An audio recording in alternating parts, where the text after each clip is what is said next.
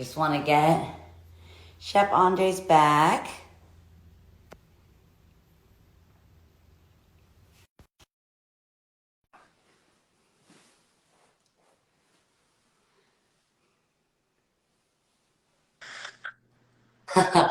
The thing about Instagram is everyone has the same idea as me. Everyone's going live like at one time. So that's kind of what is going on. The one thing I wanted to mention that I loved about everything you're saying is I spent some time in Haiti. I went a couple years ago.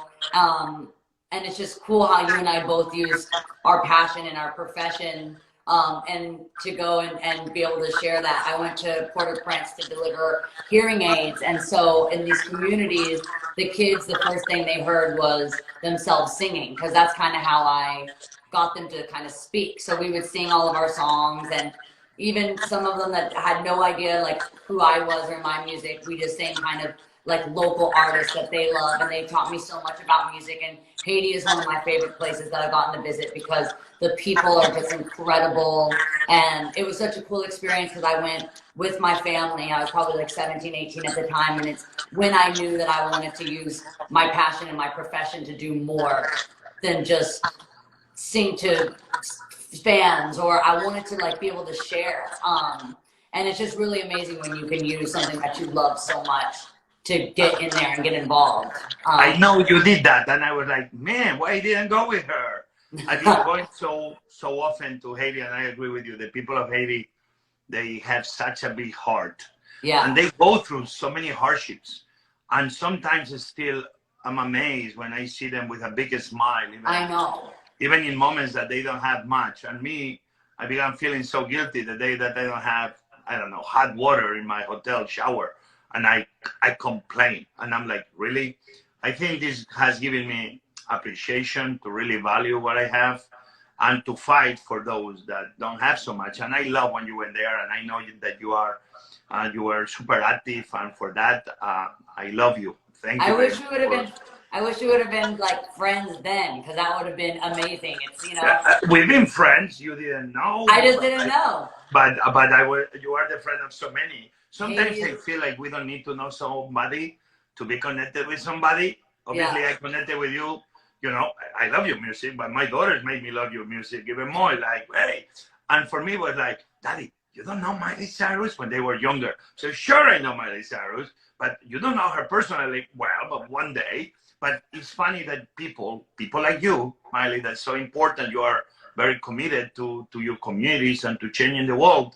Is that you are connecting with people even if you don't have a possibility to shake their hands or know them. At the end of the day, we are all in the same ship. So, hey, I feel like I knew you even if I didn't. Hey, one day we're gonna cook together, and we're Let's gonna do record. it. Yep. Listen, I've had some time in here to be like, polishing up my skills, and I'm feeling pretty confident. So we do cooking with my daughters every other night, and we choose a song or some, and then we put the song and we try to cook in real time. In the next week or two, we're gonna pick one of yours, and we're gonna sing at your rhythm with your voice, your music, and we'll see what recipe we do. We never know. I always try to do things that anybody can find at home or in any supermarket. Nothing fancy, but done with heart and having fun and giving thanks that we can be feeding each other and being with each other. You mentioned a little bit about, kind of when you were talking about zero waste, and that's been something that has kind of been crucial at this time, just to waste less and get more creative with less ingredients so things last longer. So that's kind of been my, I love to stay creative. That's been my creative challenge in the kitchen right now, is using less, still having like really bold, and like I love spicy, and I'm country, so I want like flavor. So I'm trying to get a lot of flavor and not using too many of my ingredients at the same time. Usually I make everything taste good because I just put so much oil and fry it up so much.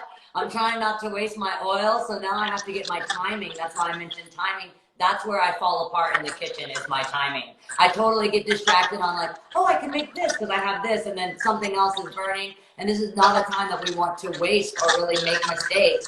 So it's really important, I think, for you to do that, so people like me can watch and learn from a professional, so we don't waste our ingredients trying new things. Because it's fun to experiment right now with the time, but you really want to waste as little as possible to nothing and to be able to have food last you as long as possible.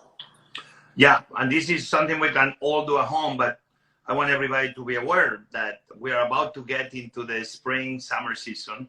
America is going to have a bounty of produce, and many of the small farmers that usually will sell through restaurants, because almost every single restaurant in America is closed. Even some of us are open to feed the community and cover the needs.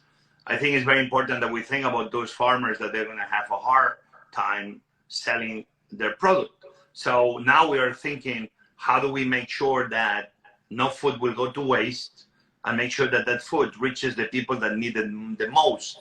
So, we've been talking to the government to make sure that the government in this moment support those local farmers buying their product. And then we can put that product through the food banks of America. Feeding America is doing a great job. But what happens now? They have a big increase of people that need to be fed, that they are going through hardships. My message to all the people that are listening to us now, when somebody tells me, how can I help? I think people should be on the alert on what food banks are in their community, what community kitchens are in their community, what NGOs like ours, because food banks right now, they will need extra hands to make sure that they can pack all the food that they're getting delivered, because now the increase of number of people needing food has increased. So young people especially, they should be thinking, you want to help and you don't want food waste, be a person of action. Maybe a Feeding America food bank will need your hands and the hands of your friends doing it in a clean way, in a safe way, maintaining distance, and in the process contributing to make sure that every American in need right now will be fed. It's amazing ways that we can be doing to make sure that in the process of not having food waste, we feed America and we keep rural American farmers up and running. And so for anyone watching right now, what's really the best? You mentioned like the safest way to donate food. Is that going to feedingamerica.com and finding a local food bank in your area? Yeah, it's many ways. Like, listen, best way sometimes is use 10 cents, $1, anybody can donate to NGOs like ours or others. This is a good way. If you bring me, if 100 people, everybody brings me one can of food, that's not very helpful in moments like this, because it becomes very complicated to manage. That's why sometimes $1 is more effective. Why? Because in this process, we can give it to NGOs like ours, or to Feeding America network of food banks or local NGOs, and they can do a better use of that $1. Imagine that you have to go through thousands of different cans and packets. It's a nightmare. But sometimes I see people that they know is nearby, people living under a bridge and they're homeless, and nobody's taking care of them, because right now it's a lot of NGOs that they are shutting down because Corona. And the people are there, and nobody maybe is feeding them.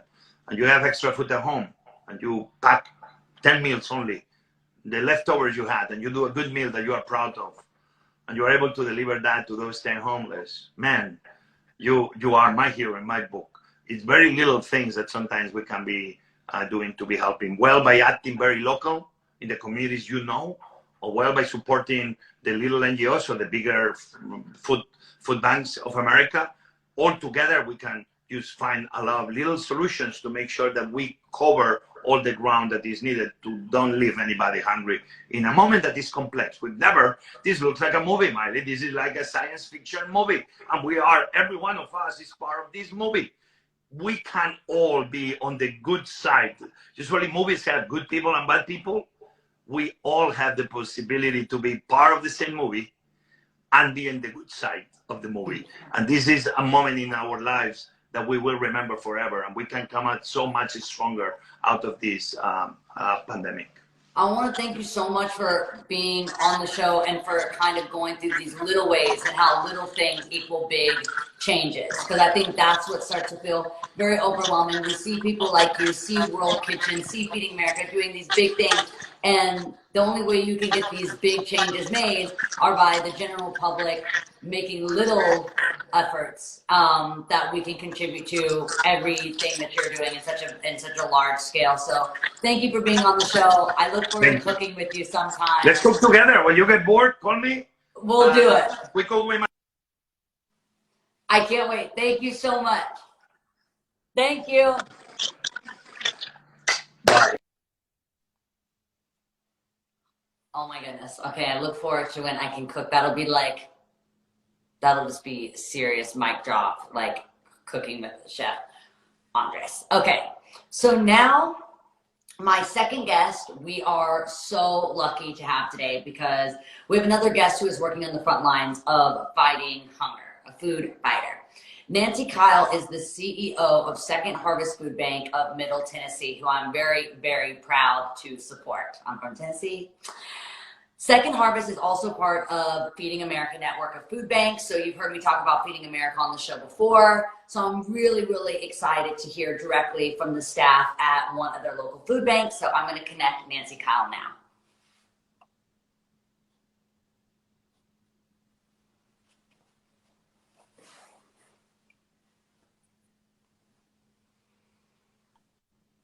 Hi. Hey, Miley. I'm so happy and honored to have you on Bright Minded. Thank you so much for being here. Well, thank you for having me, and hello from Nashville. Oh, I miss Nashville so much. My brother, pretty much everyone is there. My dad is there right now. Thank goodness for like FaceTimes and way that we can connect this way. Because of my brothers and my sisters are all there. And at times like this, I wish we could all be in the same place. I want to talk about, obviously I love Nashville, and it's such a special place in my heart, but you also serve 46 counties in Tennessee and have provided, there's 31 million nutritious meals. And we know that people are really suffering financially and are worried about basic needs like food.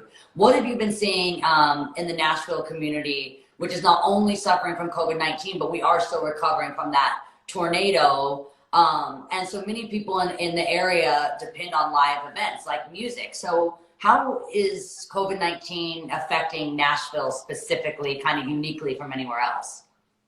Wow, it's been a game changer with the tornadoes coming through on March 2nd and 3rd, hit a number of our counties, but I think the community really thought, we can get through this together, we can rebuild, and we can make sure people have food. And then this health crisis happened with COVID, and it's impacting every single zip code, every single community that we serve. And you talked about the entertainment, hospitality community. That's what we are. People come here to hear music and to be a part of this community. And people in a matter of a day lost jobs everywhere.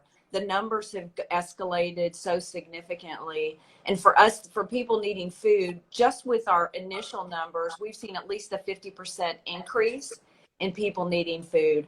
And it was already a high number with over 350,000 people who were food insecure just in our 46 counties.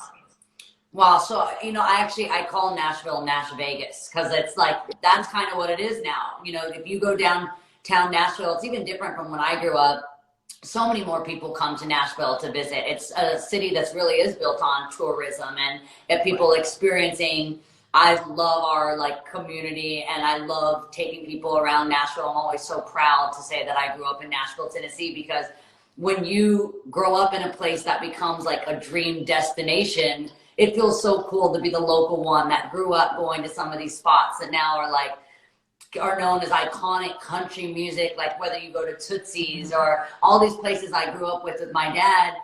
It just devastates me to know that there's such a loss to a place that some of my favorite places don't exist anymore after the tornadoes. Some places in East Nashville that I love, that have been my spots, I go with my sister, that I used to sneak out and go to, are no longer there. So what have you seen since the tornadoes? How many people were you serving that you noticed there was an increase with the tornadoes, and then from the tornadoes to COVID, what was the increase there? Initially with the tornado, it was pretty substantial, but it was something that we could manage because we knew the counties that it had impacted. And then with COVID, it just spread everywhere. And did you ever think that you would see Broadway totally closed up with nobody walking around downtown, all of the favorite restaurants are closed right now. The ones that can remain open are doing to go. And so what we're doing is partnering with absolutely everybody in Nashville, you know, all these famous artists, restaurateurs, the community. I mean, everybody is stepping up in a way I've never seen. And I've lived in a lot of places across the United States. It is just from the volunteers that we still have to all the donors that we have and partners, we're really making a significant impact, and we're just going to keep doing what we need to do. We're starting home deliveries to those people that are quarantined. We're doing partnerships with restaurants to where they can help provide food to people in need. We're doing mass distributions in the community. We're working with the schools. If there's a partner out there, we're working with them. And it's been delightful that there's that many people that care about the community. That's not just like the food and the music and the entertainment. That's not all that I love about Nashville. That's just one part of Nashville's like personality. I feel like Nashville is so strong. I have a teacher that says Nashville's strong because when we need to come together, Tennessee really, really does that. People really step up and really step in. And that's a part of my like Nashville pride also. It's just people really, when they are needed, do what's right and they really get active and help where they can. And so Nashville, we've gone through a lot, and I know that everyone will rally the way that they need to, even though this is a difficult time because we're doing so many things like virtually, like you were saying, with takeout or delivery. Part of like food in Nashville is the experience, is going to these iconic places and not having that, or having Broadway empty, or a lot of things that people are doing now, like doing, you know, music or DJ sets on Instagram. There's something about going to the places in Nashville. So seeing Broadway and, you know, completely empty, it's like a New Yorker, you know, seeing Times Square right now. Like, you just really can't believe it. I've never seen that since I've grown up, for Broadway to be completely empty. How are you staying positive? And like, obviously with you being a leader, there's a lot of pressure on you to keep your staff and everyone around you really positive as well. How do you manage that? Well, it starts with having a pretty amazing staff to start with. So I would say I've got best in class people that are working here. And because of our mission, everybody every day gets up. I don't care if they're working at home or if they're one of our drivers or in the warehouse. Everybody knows that it is what our job is to get food on the table. We do not want children, we don't want families, and we certainly don't want our seniors to go without food. There is ample food out there, and it is our job is to get it and to make sure we get it to those individuals. And, you know, for me, what keeps me going every single day are just the generosity and the kindness of every person that I run into. I mean, just yesterday, I got a letter from a lady on March the 2nd. She lost her husband. She has about 5 medications. She says they all are around $500 each, but she made a donation of $100 in honor of her husband to Second Harvest because she wanted to help the community. She didn't have $100 extra to give to Second Harvest, but she did because she cared. And when I think the chef was just talking about the food bank world, for us, for every dollar that we raise, we can provide 4 meals. So that efficiency is so important. And it is those people that have those big hearts that just keep me going and keep the team going every day. That's amazing, because when you're doing numbers like $1 for 4 meals and someone donates that $100, that's making a really big impact. And so I think it's really important for everyone watching right now to know that number one is staying home, staying safe, keeping everyone safe and healthy, especially like you said, our seniors and you know, just immune compromised. Like if you can't donate $1, most importantly, keep everyone out of the hospitals and safe. But then as little as $1 can make such a big impact. And so just know that even that as a family, you guys all pitch in, you guys all reach in your pocket and find that penny, you can make such a difference. What encouragement would you give to families, you know, who are worried about how they're going to put food on the table? I would like to ask that people know that we're here and that we are going to do everything in our power and with every resource that we have, from the mayor's office to the artist next door to the restaurant to everybody here in Nashville. We are going to get food on the tables for people in our community. We have got way too many people that are wanting to make this possible, and we're that resource to deliver that, and we're going to do it collectively.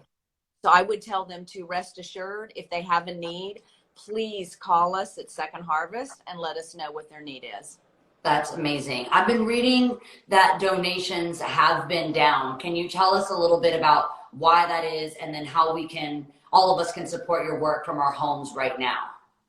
So I think when you hear about donations being down, a lot of that is from a food perspective. So we get a lot of food from grocery stores and manufacturers that are still trying to catch up from all of us consumers clearing their shelves off. So that has been down. Our financial donations have been up. And we are continuing to ask people for funds. Like just a day ago, we had our Big Joe pallet jack broke down and a box truck broke. And who would think they were that important? But they're critical in delivering food and getting out in the community. So we're asking additional funders to help with things like that and to give us additional money so we can buy more food to get it to our families. Absolutely. I want to thank you so much for your time and for your service. It's been just amazing to speak with you. For anyone watching that wants to get involved, what's the best way they do so? Second Harvest online, going.com. What's the best way to get involved? secondharvestmidtn.org will give you all the information. You can donate online, you can volunteer, you can do a food drive, you can just reach out to us and learn more about the work we do. But Miley, thank you so much for shedding light on such an important issue. Thank you so much. I miss Tennessee, and I just want to thank you for working so hard to serve my community. It just means a lot to me. That's the place that my heart just like lives there. No matter where I am in the world, traveling, on tour, no matter what, there's always a piece of me in Tennessee. So I want to thank you for taking care of my people. Thank you. Thank you. Care. All right.